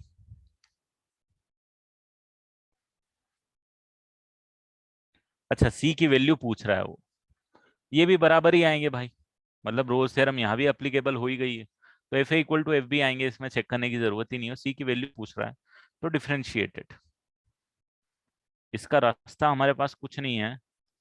y is equal to L N of x square plus ये भी है दोस्तों, plus minus l N of x into A plus b है। इसको differentiate कर दूंगा, x square plus ए b आ जाएगा, ये 2x आ जाएगा, माइनस इसको डिफ्रेंशिएट कर दूंगा, x divided by a plus b आ जाएगा, और ऊपर ए प्लस बी आ जाएगा, कैंसिल हो जाएगा, ये बच जाएगा भाई। तो जो c की वैल्यू है उसके लिए इसको होना पड़ेगा 0, सो ये आ जाएगा twice of x square is equal to x square plus A b. तो x square equal to a b आ जाएगा, पॉजिटिव वैल्यू लेने की रखी है तो x equal to root a b आ जाएगा। Definitely geometric mean of a and b. ठीक है, तो हमने कुछ नहीं किया, वाई डैश निकाला और वाई डैश को जीरो पुट कर दिया। वही सी होता है रोल्स थ्योरम के लिए, राइट।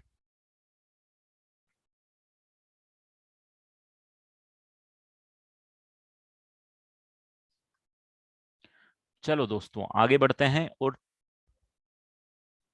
36 से लेके 40 तक का पूछ ले।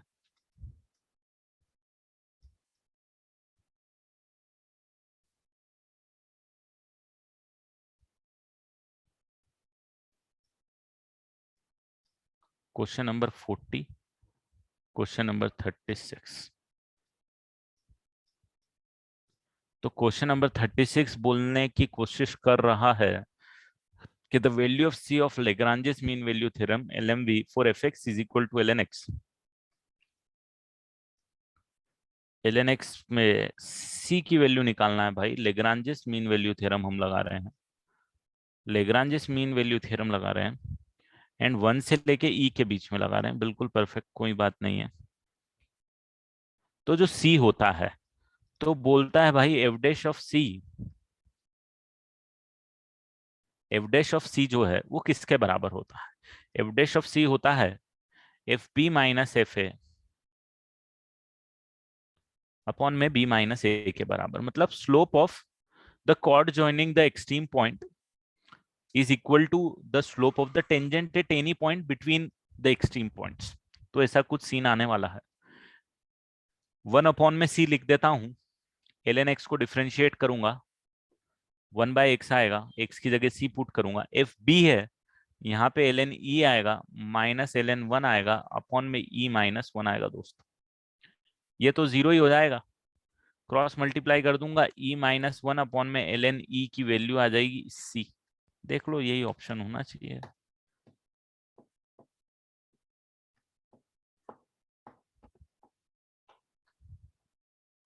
अच्छा, ई माइनस वन अपॉन में एल एन ई, तो ये एल एन ई की वैल्यू तो वन ही होती है ना भाई। मैं वही सोच रहा हूँ, ऑप्शन ही मैच नहीं हो रहा है।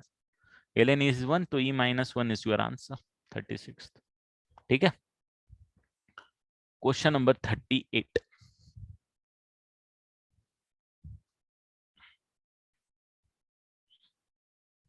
Value of c for L M V f x is equal to l x square plus m x plus l in a to b. ठीक है भाई, तो ये आ जाएगा twice l c plus m is equal to, हमको a to b में लगानी है, तो l of B square plus M of B plus N minus L of A square plus M of A plus N the whole divided by B minus है ना। F B minus F A divided by B minus है, और ये F dash निकाल के उसमें x की जगह सी पुट कर दिया, तो 2lc प्लस एम। ऊपर सॉल्व करोगे तो ये एन तो कैंसिल होने वाला है भाई, एल कॉमन ले लूंगा तो बी स्क्वायर माइनस ए स्क्वायर आ जाएगा, तो बी माइनस ए इंटू बी प्लस ए आ जाएगा, और एम कॉमन ले लूंगा तो बी माइनस ए आ जाएगा। ये क्वेश्चन पता नहीं आपके पहले वाली बैच में या इस वाली बैच, आप ही की बैच में यूज आया होगा ना, पहले वाली बैच में क्यों यूज आएगा, कुछ ही आएगा। तो बी माइनस ए कैंसिल हो गया दोस्तों, उसके बाद में जो बचेगा वो एम भी कैंसिल होने वाला है, पक्का है। और फिर बचेगा भाई ये एल भी कैंसिल हो जाएगा।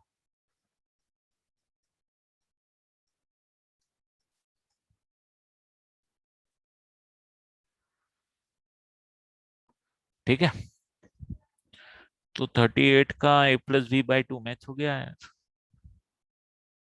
देख लो इसके पहले का, देख लो।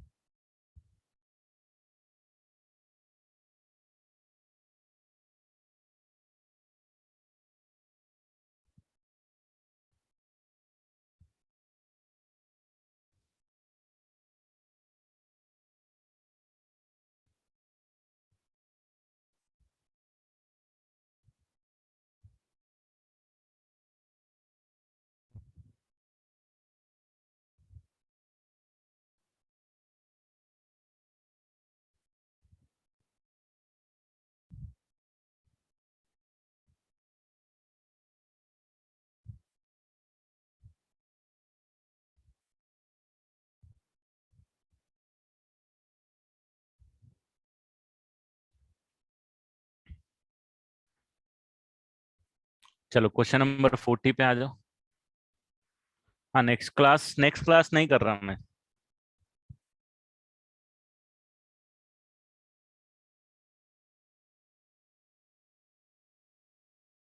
ना मैं कुछ नया भी चालू नहीं कर रहा भाई।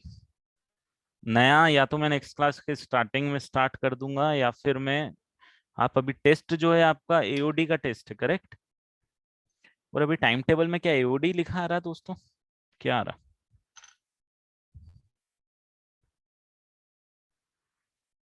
तो बस नेक्स्ट क्लास में अपन एओडी कर लेंगे बेटा।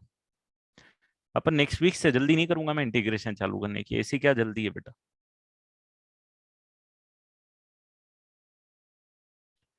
एक और क्लास है ना इस मंथ, हाँ एओडी तो ठीक है। आप एओडी के एक्सरसाइज 2 के डाउट्स अपन नेक्स्ट क्लास में कर लेंगे, आप लोग कर लो उसको आराम से, प्रैक्टिस भी हो जाएगी आपके टेस्ट के पहले। जो भी पुराना है सारा देख लो बेटा। इंटीग्रेशन में कोई जल्दी नहीं है, अपन को आराम से करेंगे अपन वो टॉपिक। मान लो अगर किसी का डिफरेंशियल कैलकुलस वीक भी हुआ है तो कम से कम इंटीग्रेशन कैलकुलस वीक नहीं जाना चाहिए बेटा। और आई एम प्लानिंग के थोड़ा अलग तरीके से भी पढ़ेंगे, लेट्स सी कितना सक्सेसफुल हो पाते हैं उसमें। मतलब मैं टाइम निकाल पाता हूँ एक्स्ट्रा, तो मैं थोड़ा कुछ अलग तरीके से पढ़ाने की सोच रहा हूँ, बट अगर टाइम अलाउ करता है मुझे तो।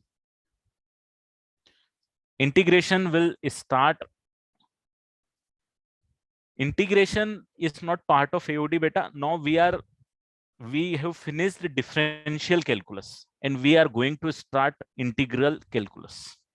The calculus is divided into two parts. One is differential and one is integral. Integration integral part चालू होगा, differential part AOD के साथ में खत्म हो गया. SOT is not calculus का topic, solution of triangle trigonometry का टॉपिक है. इनफैक्ट सिलेबस में भी नहीं, जेई मेंस के, मतलब 2 साल पहले तक नहीं था, लेटेस्ट मुझे याद नहीं है, वैसे नहीं है मेरे हिसाब से, जेई मेंस में नहीं है, महाराष्ट्र सीईटी वगैरह में। इजी चैप्टर है जितना आपको करना है, वैसे तो एसओटी के बहुत टफ क्वेश्चंस आते हैं, फिर टॉक अबाउट जेई एडवांस के जब आते हैं तो बहुत मैथमेटिकल क्वेश्चंस भी आते हैं एसओटी का। एसओटी आपके दूसरे ट्रैक में होगा बेटा, इस ट्रैक में सिर्फ कैलकुलस चलता है आइडियली, कैलकुलस खत्म होते ही ये ट्रैक भी खत्म हो जाता है। बट अगेन टाइम कितना क्या अलाउड है, दूसरे ट्रैक में कितने टॉपिक बाकी हैं, इस ट्रैक में कितने टॉपिक बाकी हैं, उसके हिसाब से हो सकता है कि लास्ट में अगर ये ट्रैक खत्म हो जाए और वो ट्रैक ना हो तो मैं ले लूं, नहीं तो अपना अपना जो वो ट्रैक चल रहा है, जीकेएम सर ले रहे हैं और मैं जो ले रहा हूँ, ये अपना मेरा कैलकुलस के साथ खत्म, उनका एलजेब्रा और वेक्टर 3D शायद अब आपका चालू होने वाला होगा।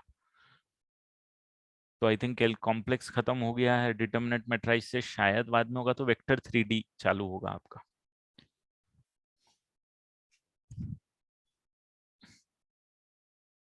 नहीं, इनवर्स ट्रिग्नोमेट्री तो मैं करा दूंगा बेटा, वेक्टर 3D और उसमें डिटर्मिनेंट मैट्रिसेस बाकी रहेंगे ना।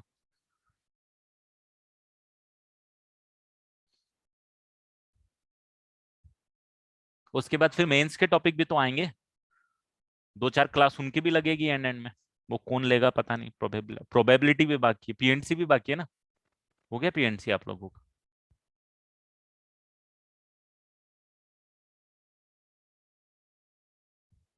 हाँ, तो पीएनसी प्रोबेबिलिटी वेक्टर 3D वो ट्रैक पूरा चलेगा, ये ट्रैक भी चलेगा, दोनों साथ में ही चलेंगे, साथ में ही खत्म।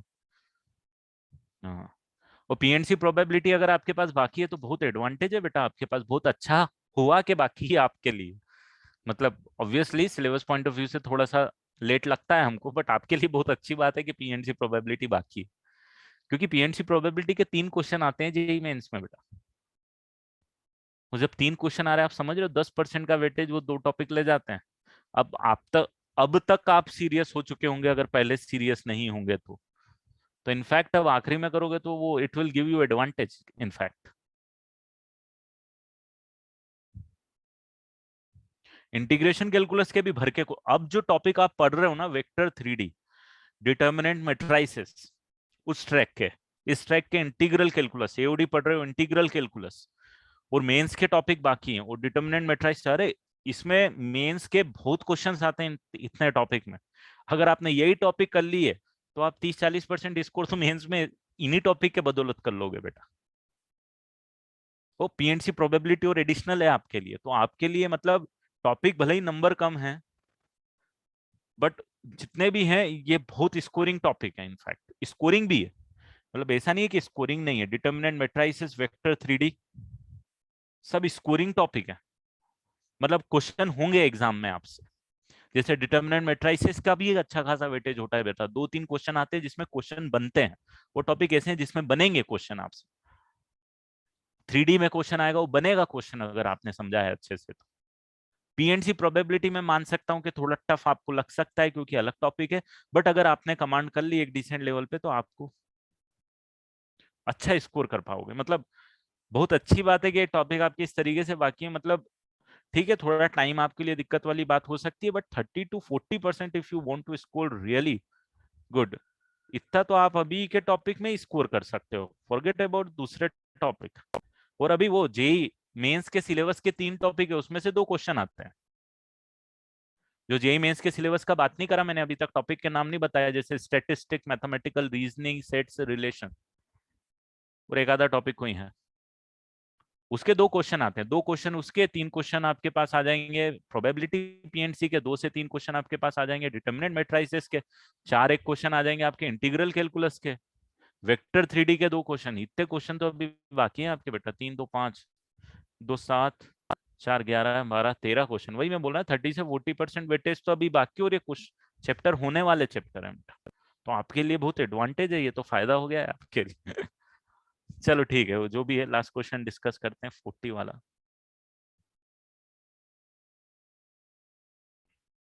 कैसे पढ़ाने वाला हूँ, या तो ऐसे ही पढ़ाऊंगा जैसे अभी तक पढ़ाया, बट अगर मैं कुछ इंप्लीमेंट कर पाया, टाइम अलाउ किया, तो मैं कुछ कर पाऊंगा। क्वेश्चन नंबर 40 ऐसे तो पढ़ाऊंगा ही जैसे अभी पढ़ा रहा हूँ। उसका टेंशन हो यार। जो टीचर्स बुकलेट की 1A 1B कर ले बेटा, 1 और 2 कर ले, बहुत है, सफिशियंट है। और कुछ करने की जरूरत ही नहीं पड़ेगी। 1 और 2 वो जेई मेंस के प्रीवियस ईयर क्वेश्चन जरूर करो। At least you would be having an idea question कैसे आ रहे हैं बेटा, हो रहे नहीं हो रहे हैं। बहुत इंपॉर्टेंट पार्ट है। अरे यार, ये 40 वाला क्वेश्चन तो अजीब सा है। The difference between the square root of two consecutive natural numbers greater than n square is the difference between the square root of, हाँ, इनवर्स ट्रिग्नोमेट्री का एक क्वेश्चन आएगा भाई, वो तो मैं भूल ही गया। उसको भी एडिशनल डालो। और ये सारे 12th के टॉपिक हैं आपके, ये अलग एडवांटेज है आपके लिए, पीएनसी छोड़ के।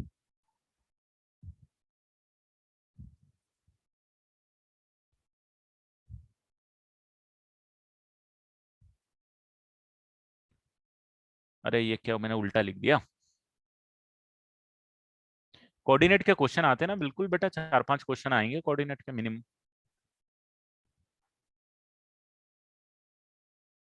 कोऑर्डिनेट में अपन बाद में बात करेंगे बेटा, रिवीजन लेक्चर्स होंगे जब बात करेंगे। कोऑर्डिनेट में हो सकता है आपको कॉन्फिडेंस कम हो, बट मैंने आपको पहले भी बोला ना, कॉन्फिडेंस कम रखने का ही नहीं है ना। ओवर कॉन्फिडेंस लगता है ना मिनिमम कॉन्फिडेंस। बेसिक चीजें याद रखोगे ना, तो 60% चांसेस है कि कोऑर्डिनेट के क्वेश्चन भी हो जाएंगे, अगर आपका वीक है तो भी।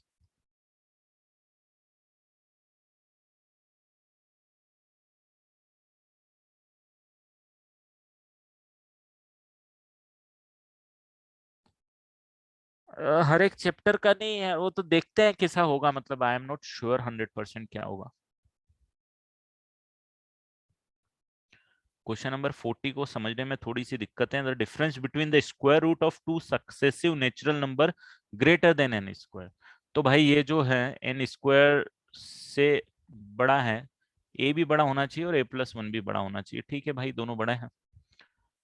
और इन दोनों का जो डिफरेंस है, number greater than N square, इसका क्या सीन रहेगा। तो इसके लिए ऑप्शन देके रखे हैं यहाँ पे अपन को कि भाई ये 1/2n के बराबर रहेगा, ये ग्रेटर देन 1/2n रहेगा, ये लेस देन 1/2n रहेगा, इक्वल टू 0 तो नहीं ही होगा।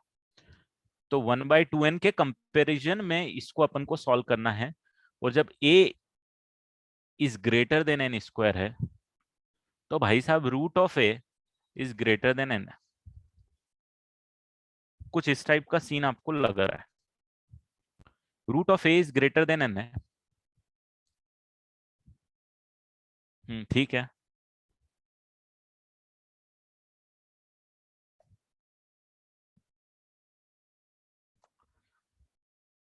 तो ए भी ग्रेटर देन एन स्क्वायर है, ए प्लस वन भी ग्रेटर देन ए स्क्वायर है, सो रूट ऑफ ए भी ग्रेटर देन एन है, root of A plus one भी ग्रेटर देन एन है, डेफिनेटली ग्रेटर देन एन है। दोनों को यहाँ पे सब्सट्रैक्ट तो करने से कोई मतलब नहीं है, जीरो से तो बड़ा ही होगा ये, इसमें कोई डाउट नहीं है अपन को। But one by two N के कंपेरिजन में किससे होगा, तो वन बाई टू एन निकालने के लिए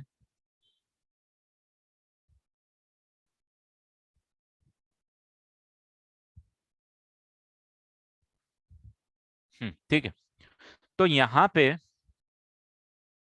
आपको एक चीज जरूर पता है कि under root of A plus one minus under root of A into under root of A plus one plus under root of ए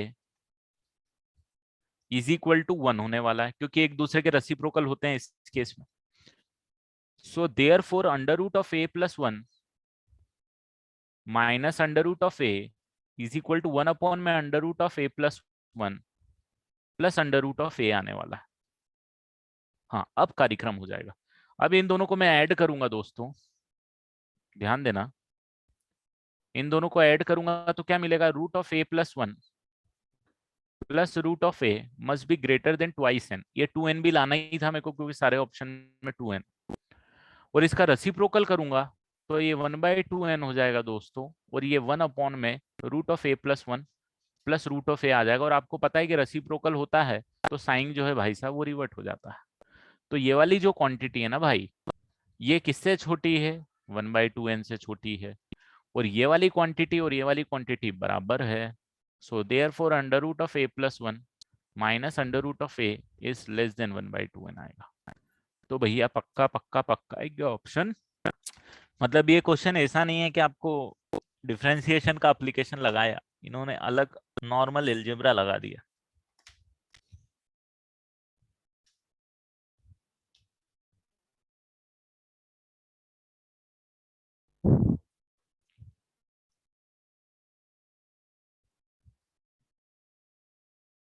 तो I am planning something, let's see, अगर महाराष्ट्र सीईटी को कवर करूं मैं तो भी देखूंगा। मतलब हमारा ये ट्रैक तो चलता ही रहेगा, ऐसा इसमें कोई डाउट नहीं है बेटा। चलो then, I will end lecture on this note today.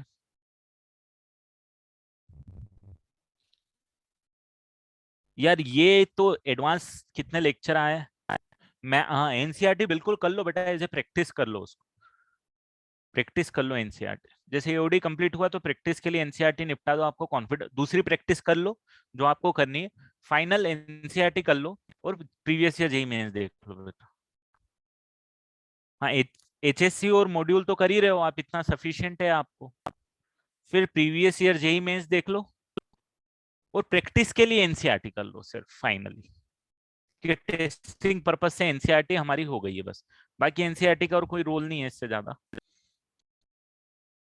But previous year JEE Mains देखो कितने क्वेश्चंस, क्या दुनिया चल रही है आपकी। ठीक है, चलो then, bye bye and take care guys.